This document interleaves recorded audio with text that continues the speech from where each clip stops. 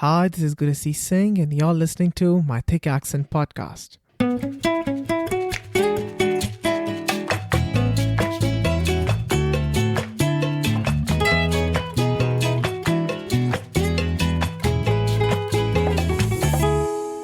So, immigrants move to a new country seeking opportunities, but often face numerous challenges in navigating an unfamiliar system. One of the biggest obstacles they face is the lack of knowledge about the resources available to them. This makes them vulnerable to exploitation and abuse, which can have long lasting effects on their well being. But my guest today has dedicated her life to helping such marginalized communities and has worked tirelessly to create toolkits and resources for ethnocultural communities. And doing all this while balancing her career and lifelong learning as a full time working mom.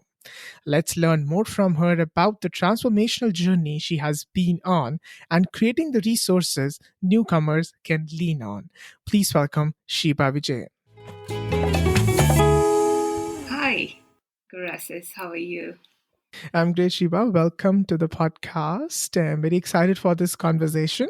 So, let me start by asking you, as I ask all my guests, tell us a little bit about where you were born and also about your formative years. And I also want to add one question here that when was the first time you heard about Canada?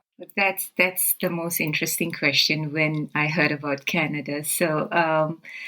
If you really look at the lifestyle of a lot of our immigrant population, we come Mhm. here with full of rich resources and learnings and culture, and I'm no different from these individuals that I've met along the way in Canada.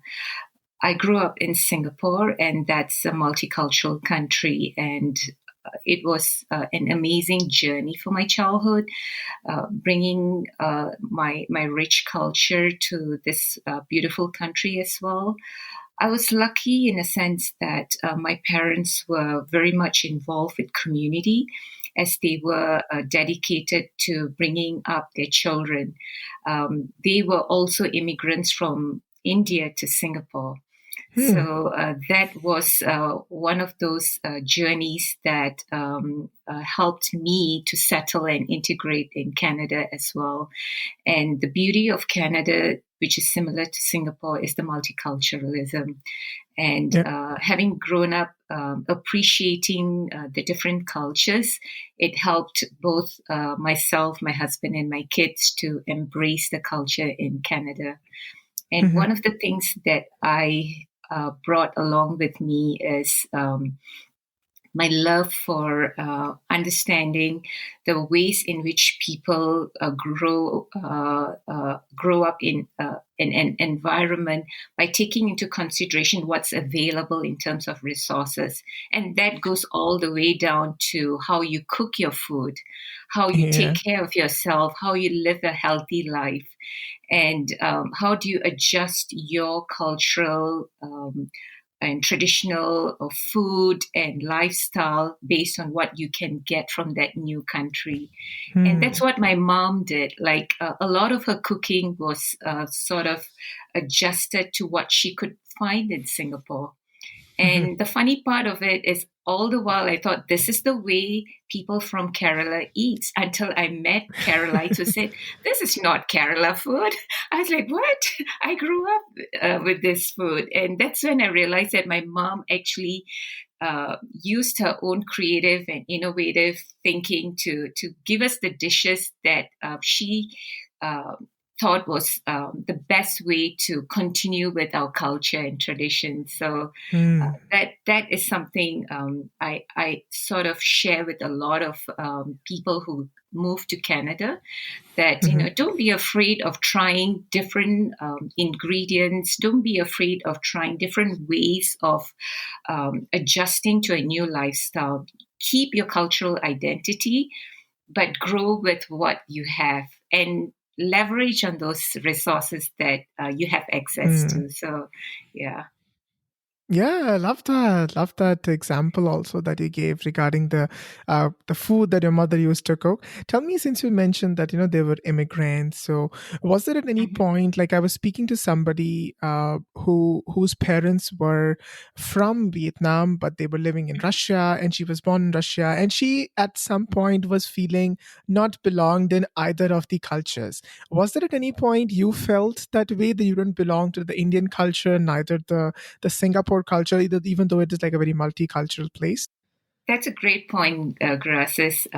I do remember having conversations with an individual who moved from Middle East to Europe and then to Canada. And Mhm, now he's a professor in the university. And he suggested that I read a book that talks about cultural identity. mhm, Because when I moved here, it was just not myself, but my children too, both my sons, who felt they did not really belong to Canada. mhm, And at the same time, a lot of our friends, family friends that we had here, or we still have those family friends, amazing mhm, people, they were born and raised in India.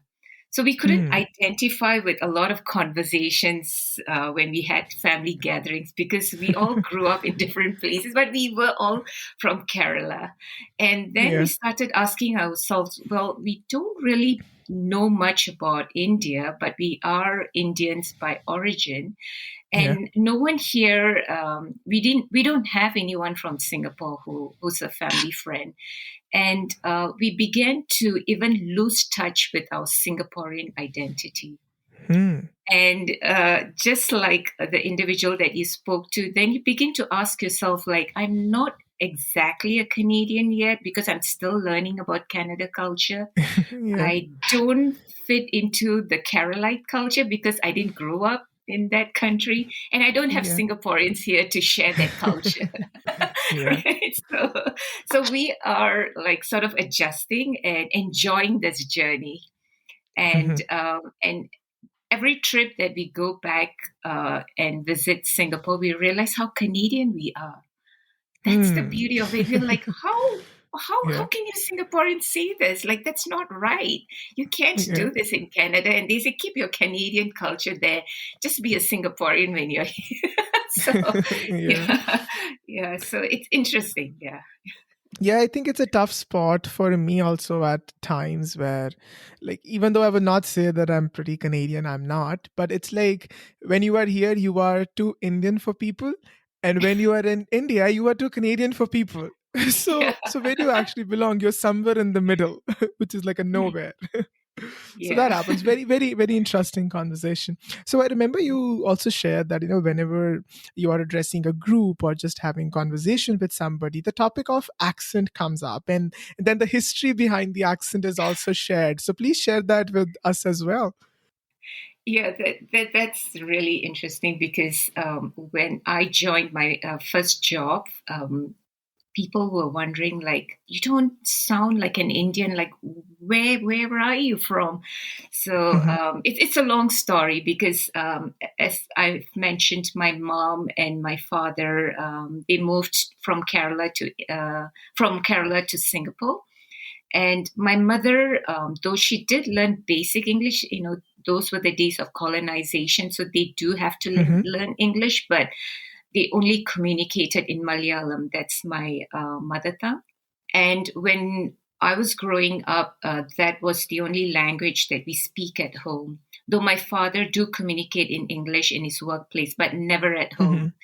Okay. And so that's my first language. And because Singapore has four different main languages, the language that you hear on the radio is Tamil because the population of the Tamil speaking is the highest amongst the Indians. So they Hmm. only have broadcast news and dramas and songs in Tamil. So my mom used to switch on that radio when we were growing up. And, as a child, your ability to learn language is much more higher. And I sort of, Yeah. without realizing, I was picking up Tamil. And I look forward to hearing some of those comedy dramas. We didn't have television those days, so it's only through listening to radio. So I picked up Tamil. So I started learning and understanding some of those conversations on the radio. And there are little things for children and comedy dramas.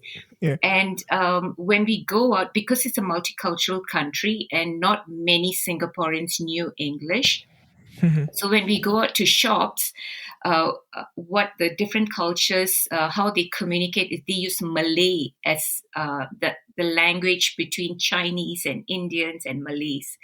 So that Okay. those were the simple languages that we learned growing up, and that's basically to survive in this country. Yeah. And it was only almost a year before going to school that I had to go for a tuition class to learn English.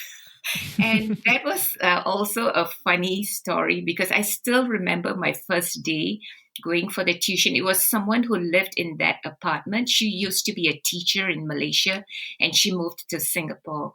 And she taught my brothers. I was the youngest in the family. And I remember the first day when we were going for the tuition class, and she told us in our language, when you step into my house, you speak nothing else but English. And we were such quiet students, like there were like 5 of us, and we were very, very quiet. We dare not even talk, right? And the moment we stepped out of the class, we were like, off we go, speaking in our mother tongue. Yeah. And it was a hard, hard journey because at the age of 6, your ability to learn another language is much more difficult. But being the youngest in the family, my mom was advised by my tutor to get my brothers to speak more English at home because they were already attending school. So that's how English became my 4th language. So, Wow. so that's the story. And as you learn different languages, you pick up those accent of those languages. Of So what course. Yeah. came out of it is this accent that you're hearing. It's a mix of Malay and Singlish, which is another language that we picked up, which is very Singaporean, and Malayalam and Tamil. So that's what you're hearing right now. Well, whatever I'm hearing, it's very unique to you, and I love that. So, do you make that conscious effort to instill a particular language, or maybe even like the Indian culture? Like, since you didn't grow up within the Indian culture, but do you make that conscious effort to instill that culture and that language in your children? That's also another interesting struggle that we have in my family. So my husband, he grew up in India. So he was born in Singapore. His father, in those days in Singapore, different families take different family decisions. So for his family, his father preferred that the children are raised in India. So they moved to India.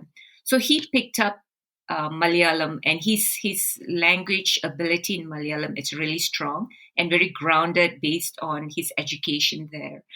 And unfortunately, when he married me, like he started speaking more English. And we only converse in Malayalam when our parents are at home and we are we have family friends over. We still have a lot of Malayali friends. So my kids picked up Malayalam from the grandma and the grandfathers and all their family friends from in their grandmother's generation.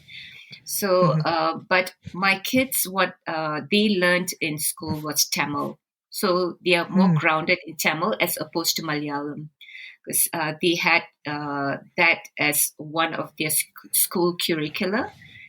We all had to learn a second language in Singapore. And that's the beauty of Singapore education system, that they immerse you in different cultures as well. So when we moved to Canada, it was more English, but we still ensure that they speak to the grandparents in our native In our language. language. So yeah, but the interesting part is my kids do respond more in Tamil to my mom as opposed to Malayalam. So it's a mix. Okay. Yeah. So, Sheeba, I was speaking to somebody who did move to Singapore at some point in his life. He lived there for a couple of years and he was sharing his experience about the differences, in terms of the Mhm. culture. So, for example, he said that, in Canada, where people, despite the job they are doing, whether they're mopping the floor or whether they are the CEO of the company, everybody sits on the same table and eat. And he said it wasn't the case in Singapore when he lived there. Tell us about your experience there. What did you observe there?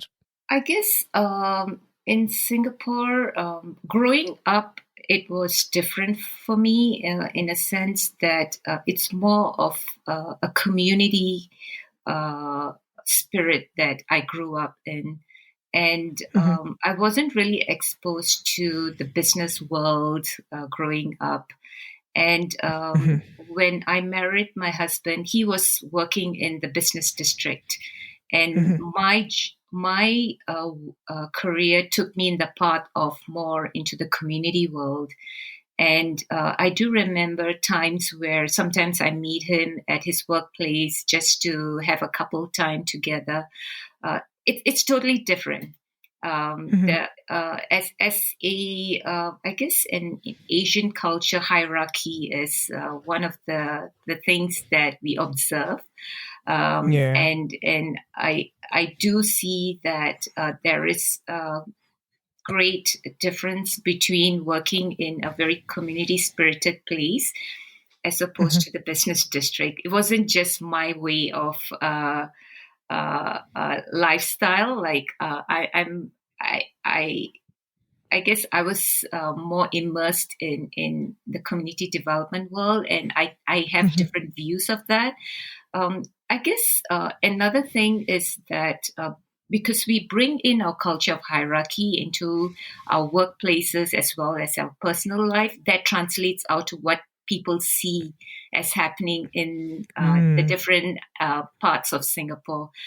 But Hmm. ultimately, I would say that Singaporeans are an amazing group of people because what keeps us together is our national identity, Hmm. and that is what bring us together. And one of the things maybe I would advise your friend is to join in our National Day parades and National Day shows where you'll see all Singaporeans coming in together and Hmm. enjoying that. And also, if there's a soccer match, like soccer is something that Singaporeans love. There is no hierarchy there.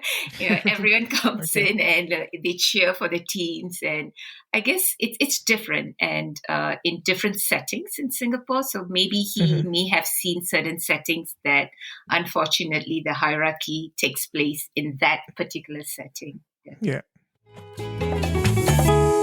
So when did you move to Canada? And how was your first day like? What was going on in your mind? Our case is actually interesting. When we received our PR, my husband and I was not very sure if we did want to move to Canada. Hmm. And being the favorites of our parents, each of us, me being the only daughter of my family, and my husband being the person who was closest to his mom and dad.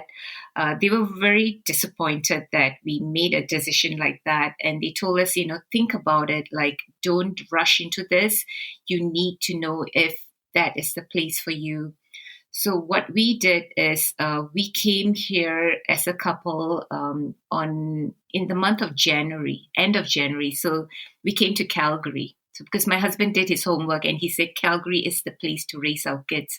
So at Hmm. that time, my eldest was he was 13 years old, and my second guy was 10, and they were at that stage of their education where Singapore places a lot of importance in the elementary foundational skills. Hmm. So my dad did tell us, like, why don't you allow them to finish their elementary school, and give them a good grounding of math and science before you move Mhm. off somewhere else. So we realize that is an important aspect to look into. But another aspect is that place really something that my sons would love? For example, my eldest was very interested in cars. So when we came on a January, can you imagine? It's a winter time, and we looked at all the cars in the street. It was muddy, it was Mhm. dirty, and we were like, oh my gosh, like I don't think my eldest son would love this country. Like the cars are like filthy. What year was that? That was, I think, in 2006. Okay. 2006, yeah. And then we realized that, but the country was really beautiful. We lived in a downtown hotel, and we Mhm. did our homework. We went around, and we found people were pretty friendly. Like, Mhm. they smile at you, and we're like, that's pretty strange for us, because in Singapore you don't smile or talk to anyone unless you know them, right? Or Okay. unless you are in an environment that everyone knows you. So we, Soccer match. Yeah. yeah, inside. Yeah, that is like a hey, and so we thought like, hey, it's a friendly country. So we went back, and we took a lot of photographs. We told my eldest, look here, the cars may be a little muddy and old looking, but maybe the people are quite friendly. And then we brought both our sons, and this time we came here in the month of June, because June is like a long holiday for Singapore kids. Mhm. And we lived somewhere in a hotel that was facing Barlow. And in the month of June, without us knowing, it was during those graduation period, and there was so many limousines passing by in front of the hotel. And my Mm. son used to sit near the window. He said, Mom, there's a limousine. I was like, what? Like, we only see limousines when the president enters the National Day parade. Other than Mm. that, you don't see limousines in Singapore. Like, he said, wow, this is an amazing country. So many people has limousines. So we were like, wow. So, and we discovered the place. We went to Banff. We met up with our first family friend, and he invited us to family gatherings. And we felt like this is a place that we really want to be in. And it was our third visit that was our actual landing when we moved here, right? So by then we had already had a base of friends, people who were here to welcome us, and they Mhm. arranged our first apartment, and everything went smoothly. And I take my hats off to these individuals and families who made everything possible for us. And that is what I brought to my workplace when I got my first job, because I learned from these individuals the importance of building your social capital, and the Mm. importance of helping someone feel welcome in a new space, in a new Yeah. country. Yeah. Yeah. Wow, it's so amazing, and I love that you guys actually got the opportunity to visit once alone and then with your children. And I think for the second time, because of those limousines, I feel like the country wanted you guys to stay, it wanted your son to stay in the country. But then for the third time you came, and you was able to have those similarity and a familiar people that you can reach out to you for any help or anything. So that's awesome that you got the opportunity to do that, because many people usually just pack their bags and Yeah. just move to the new country, and there's no looking back. But this is amazing that you really got that opportunity to do that. Okay, so let's just talk about your career and the volunteer work that you have done in Canada, Sheba. And I'm really curious to know about the work you have done from the past 1 decade. That you were focused on building the resources, for the ethnocultural communities, like I mentioned initially, and how you have played a role in bridging that gap. Please walk us through your transformational journey and how were you managing everything, being a full-time working mom as well. That is a very emotional journey for me, being in a new country. And I would honestly say, initially, I was quite disappointed in not having the opportunity to pursue my human resource field. And Mhm. um, and having conversations with people who have settled here longer than myself, I realized that sometimes you need to be able to use your transferable skills into a job that you have found as your passion, and to use that knowledge and skills to grow yourself as a professional, and also to help others within that work environment. So that is Yeah. the insight and the focus that I had for the 10 years that I was doing a job that was focused on building leaders in the community and providing resources to people to better settle and integrate in Canada. And my journey in this is really based on the amazing stories that people had shared with me, and that brought me to a point where we were given funding to develop a toolkit that allowed people to better integrate newcomers into the Canadian society, in specific to Calgary society. Hmm. So we had a wonderful time building the toolkit, not as in an organization, but as a community. So what we did was we really needed to understand how do people really settle and integrate into a society. And we had conversations with diverse community leaders, and each of them had their own cultural focus on what needs to be done as a newcomer, and Hmm. how do you actually settle your family, and how you build your social capital, and bringing all these different cultural viewpoints and their cultural experiences and their lived experiences. We developed the toolkit that speaks to all these different cultures. And the beauty of that project is we had conversations with organizations that were trying to settle and integrate newcomers. And those were the important conversations that helped change some of the ways in which these organizations actually function or operate to serve Hmm. these newcomers. And it's still a continuing learning experience for them after I've left after almost 11 years in this service. And because if you really look at the newcomers who are coming to Canada, they Hmm. do have different needs and different areas that they want to focus their lives on, and in addition to the cultural aspect, it's their professional needs as well. and Exactly. and and these organizations are doing a great job right now. They are really looking into what those needs are and adjusting and improving their services to help these newcomers better settle and integrate.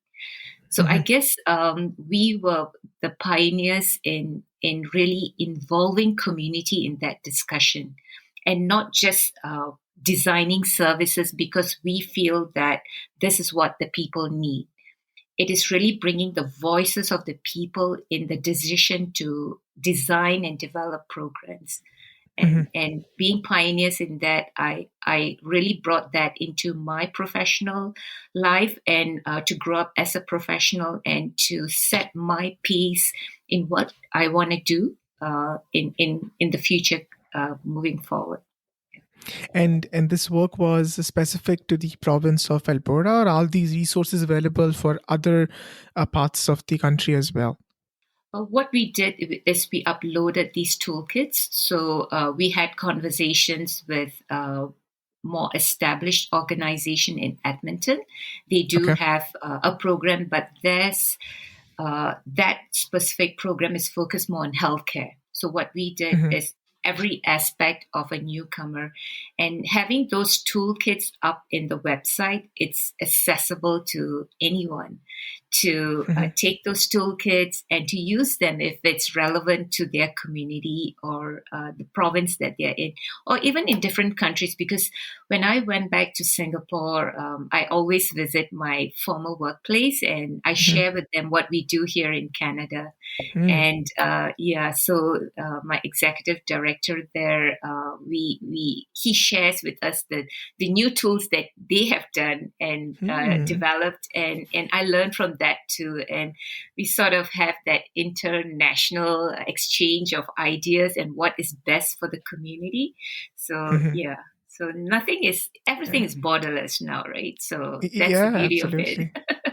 Yeah, but incredible that you were creating all those toolkits, because I remember, like we were discussing earlier also in our previous conversation, that maybe the people who are really educated, highly educated, they can always find their way around the system, but not everybody has the ability to really make use of the resources, or even be educate themselves about the resources. So it's hard for them to really access them. If you don't have the knowledge about it, how can they even access those resources? So I'm also would like to know more about some instances, if you can share from that time. And along with that, you mentioned about the healthcare, and I remember you also telling about that healthcare 101 experience. Tell us a little bit about those instances and that experience as well. You're right in mentioning the fact is that you don't know what you don't know. Yeah. And that is one of the challenges if you don't build your social capital when you move to a new country. Uh, and how we try to overcome that or help the community is to encourage during our leadership training programs. We bring in people from different culture into that training program, and we learn about the challenges that each of this culture are facing. And when they go back to their community, we have this. It's a way of using your community development knowledge and experience to share with people and build your network, and to look out for people who are struggling.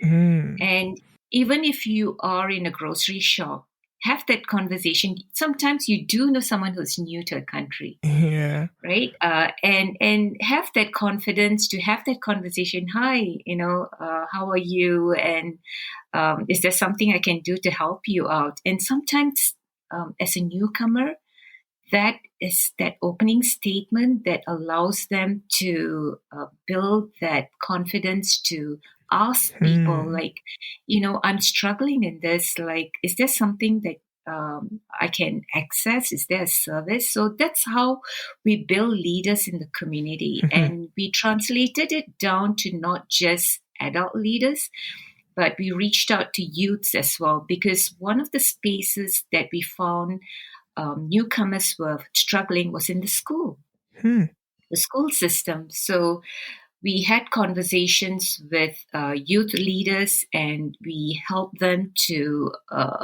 come up with their own methodologies and processes to have conversations with people who are struggling in the school system, and to give them opportunities to connect and with resources and services out there that's specially developed and funded to help these newcomers, right? So that's the important piece for not only professionals but families and students to learn about these services. And it all starts with that conversation. Absolutely. And another aspect that you're talking about is the healthcare. That's also one of the amazing work that the Alberta Health Services did in collaboration with the organization that I worked with. They opened up about the challenges that they had in reaching out to certain populations who were not accessing the healthcare system, mainly because some of them felt discriminated when they accessed the system. And some of them felt that they didn't understand the healthcare system. And we sat and had many, many discussions, and to the point that we had a community-based participatory action research where we brought in communities, identified what was the struggles that these communities had in accessing those healthcare, Mhm. and designing research questions based on the common challenges that these communities had. Yeah. And we had a parallel research. So one aspect of the research was done by someone who was working with the AHS, and another parallel research was done by the organization that I was working with. And we reached out to different communities and we brought those research findings together, and we identified some of the common issues that people were facing and what are some of those best practices that need to be placed into the communication resources and information that would help people better understand and navigate the healthcare system. So those Mhm. were amazing findings and learnings that we did collaboratively, and that really helped the community to understand that their voices matter. And one of those things that the researcher from the AHS shared with us was when she heard communities share with her that they were never asked about these things. Hmm. They didn't know that their voices matter, and they were Yeah. surprised that there is a researcher sitting there asking them the questions. So that Hmm. really sort of helped us better understand that the voices of the people need to be heard, and every project moving forward that we had, we made sure that we had this participatory action research as one of the P's to bring the people's voices into that program. And that was amazing. So that is something that I picked up through my work in the community development sector, and and I feel that that is one of the strongest way to bring the voices of newcomers as well as people struggling within the system to the level where there may be public policy changes or systemic challenges that people are facing, and awareness of those systemic challenges, and to make those amends Yeah. through public policies, right? Yeah. Yeah. I think that's what happens, right? When you are calm, you are so underconfident and you feel like you don't have a platform or you don't have a safe space to talk about your issues. And so I think that's exactly you did. You brought in those people and putting them like in a safe space where they have the ability to really express their concerns and the challenges that they are facing. And I also want you to talk about those examples that you shared with me, moving the services to Saturdays rather than from the weekdays. And talk about that a little bit if you can. So this is one of the challenges that we had in terms of access to resources and services that we learned about when we interacted and had conversations with leaders. And what we did as part of the program is to bring the voices of the people to the organizations that were serving the newcomers and people who were migrating to Canada, and to allow them to hear from the people the struggles that they had in accessing those resources. Mhm. So, what we did when we had our first batch of people who completed our community broker course, as we call it, or in some provinces they call them community connectors. So they go through a whole intense training program, learning how to use the toolkit, going into the field and using the toolkit, and coming back to the learning spaces and sharing their experiences. And the toolkit was not something that was cut in stone. We kept modifying some of these information. We kept upgrading those information. We kept updating the information in there Mhm. based on the cultural challenges that people were having. And what we did with the first batch of community connectors was to bring them to a service and to share with them what they were hearing from the people. That means their field knowledge into a service. And I do remember trying to set up that meeting, and this specific organization didn't work on a Saturday. And Saturday was the only day these community connectors could set aside their time because they were all Yeah. working full time and they were doing it as a volunteer. And I was telling them, like, you need to open the space. You need to hear these people out because hearing from me would not be relevant to you in a sense that it's not from the voices of the people. And after much tugging and pulling, we managed to get this organization to open up for like 2 hours. I said, just give me 2 hours of your time. That's And awesome. believe it or not, it was like that conversation went on for more than 3 hours. And that's when they realized that, hey, we need to do something about our operational hours because if Mm. we want to reach out to people, we need to relook into the way in which we operationalize our services, right? Yeah. So that was our first success in making those systemic changes. And Hmm. that sort of empowered these leaders. And believe me, they're still doing amazing work out there, making those systemic changes and bringing the voices of the people and and sharing with organization what works and what does not work. So that's a powerful thing from the people. That's incredible. I was so Yeah. fascinated to just hear about it when you told me, and I wanted to put it out there, and that's why I wanted you to talk about it. So it's incredible. Awesome.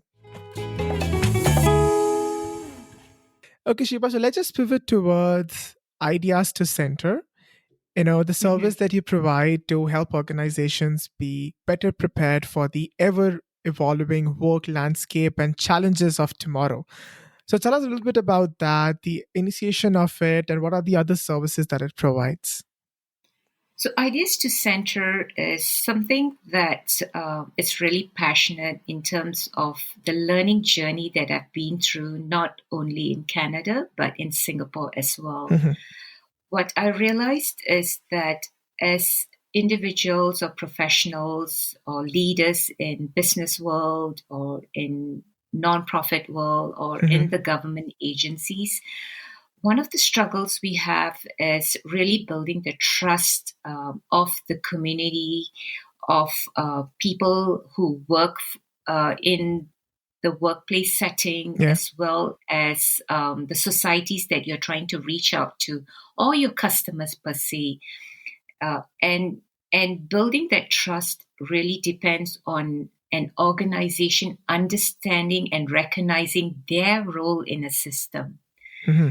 And when I realized that some of the organizations that I worked with in terms of research or in terms of looking into ways in which they can improve their Hmm. systems and their policies and their operations, I realized that they had sort of lost touch in understanding why they are there for in the first place. Yeah.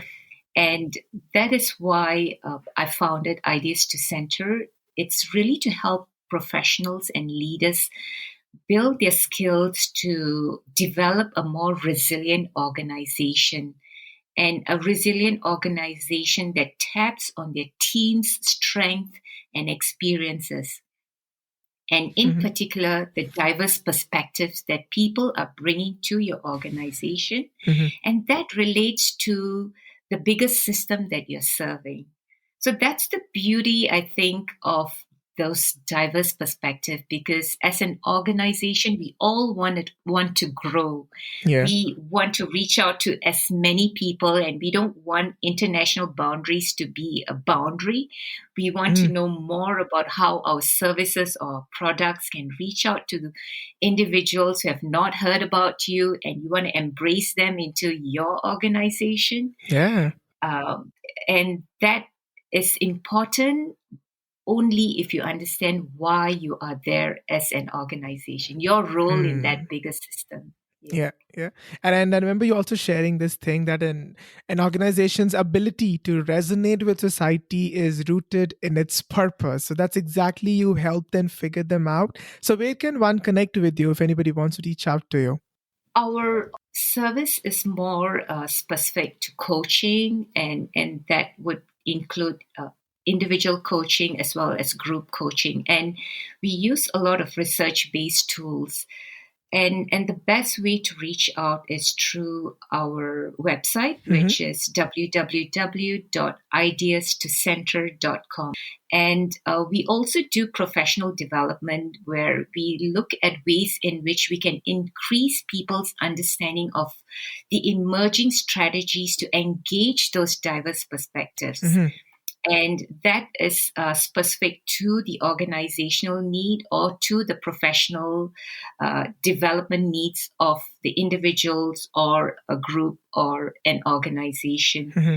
And one of the most important thing that we're doing right now is to really share our perspective on what a thoughtful ecosystem, because we believe that if you want to know your system role, you need to know who are the players in your ecosystem, and to ensure that you harmonize the value creation within your ecosystem so that everyone becomes a winner in the end.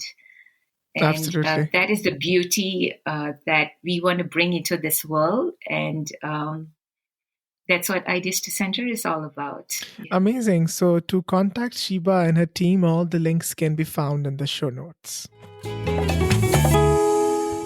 Shiba, you're also working on a book to provide managers, leaders, and professionals with tools to respond, change, and positively influence workplace narratives in the context of enhancing the mental wellness.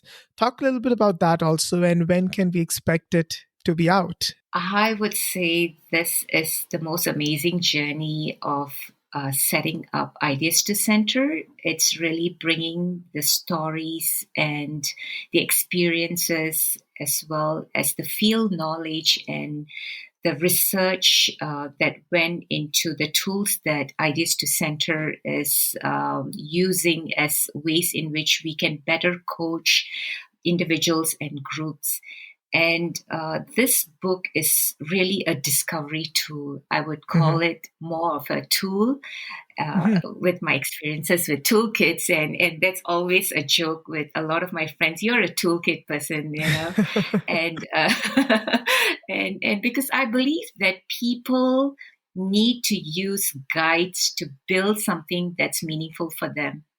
Mhm. And I am sort of building this book as a discovery process for them to find ways in which they can harmonize that value creation.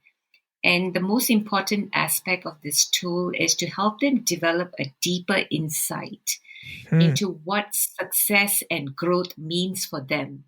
Mhm. And by identifying what it means for you, then you chart your way to achieve that. And that is what this whole book is about.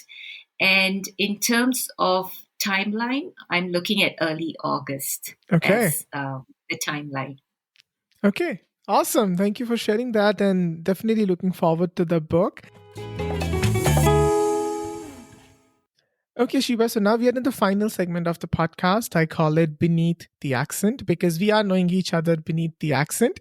So I'm going to ask a couple of questions. You can answer them in one word or a sentence or however you feel like. The idea is just to know more about you. So, ready? Yes, I am. What's that one habit you adopted that has changed your life?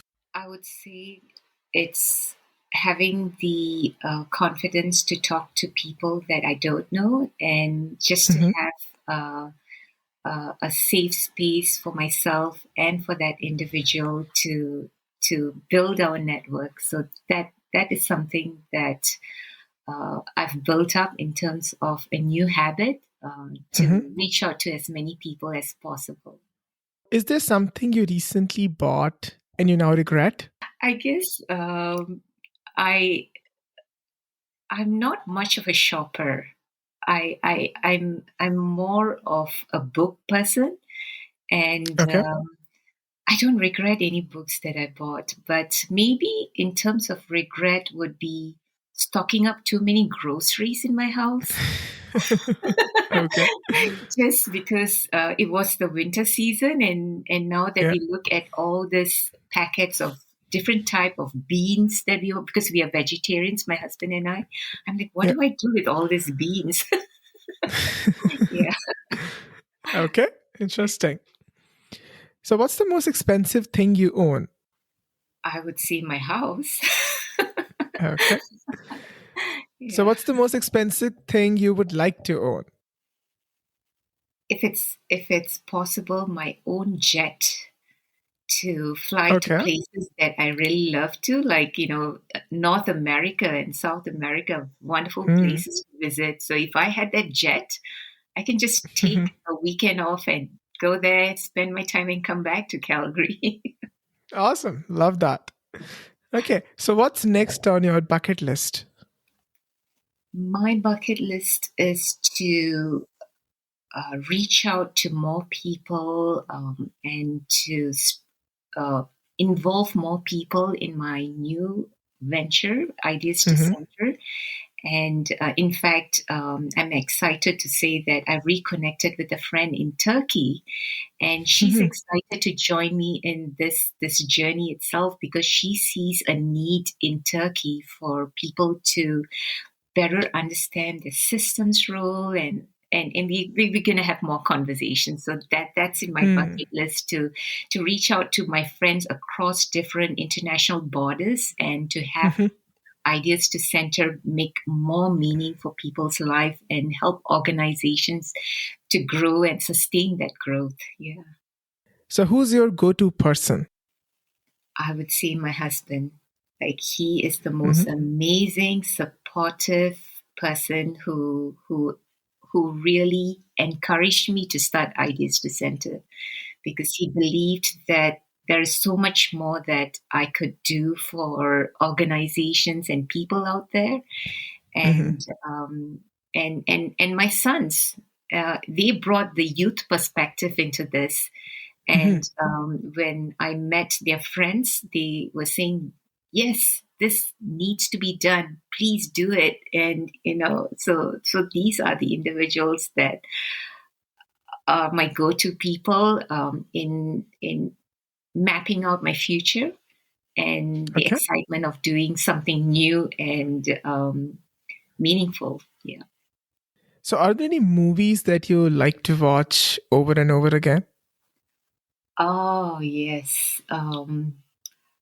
I do watch like more ethnic, like Malayalam movies, and Okay. there is a specific movie that really shows the strength of the character of this individual on how Hmm. he managed to overcome barriers within that space, that environment, and the thing about movies that I choose is I never like to be able to predict the ending. And when I watch things with my family, sometimes we'll stop the movie and we'll all guess what's going to happen in the end. And, Interesting. to my son's frustration, I always guess the right thing because I've been watching movies that really boggle your mind. And I always Yeah. think out of the box, oh, this is going to happen. It's not going to be a linear way. And so they get irritated and they always tell me, don't tell us what's going to.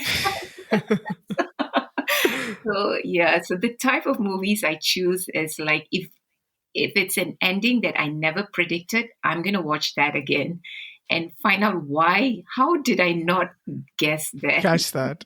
Okay. Yeah, Very, very fascinating.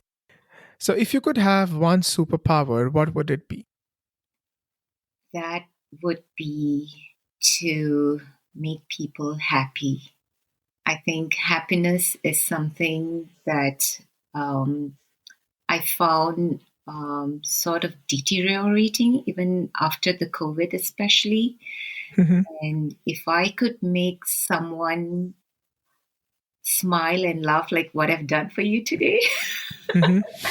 That would be a superpower that I hope I can bring it on to different parts of the world, and and also to people who I say that hello to. I make a Mhm. point to build my own network. Yeah, yeah. That's awesome. So describe Canada in one word or a sentence.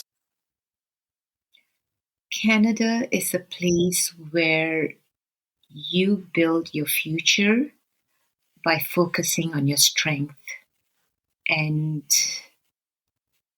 building your network. Finally, if you could leave me with one piece of advice, what would it be? I would say that, Garasis, you need to know that everyone has a unique strength that is waiting to be discovered. Mhm. And you're doing an amazing job of creating that space that allow those talents to be known, and take the next step to help those talents to flourish. That would be my advice to you. Hmm. Thank you for saying that. I'll definitely work on it. And definitely, that is my mission to bring forth as many stories as possible. And like I told you earlier, Mhm. everybody has a story to share and it should be heard by people. So, on that note, Sheba, thank you for sharing your story and thank you for adding value to my listeners. Thank you. Thank you. Hey, listener, thank you for making it to the end. I highly, highly appreciate you listening the podcast. Subscribe to the podcast if you haven't as yet, and please share with your friends or anybody you think would like it. And like I always say, we encourage you to follow your heart, but also us on Instagram. The handle is mythicaccent. You can also leave us a review or write to us at hello@mythicaccent.com. So stay tuned and let's continue knowing each other beneath the accent.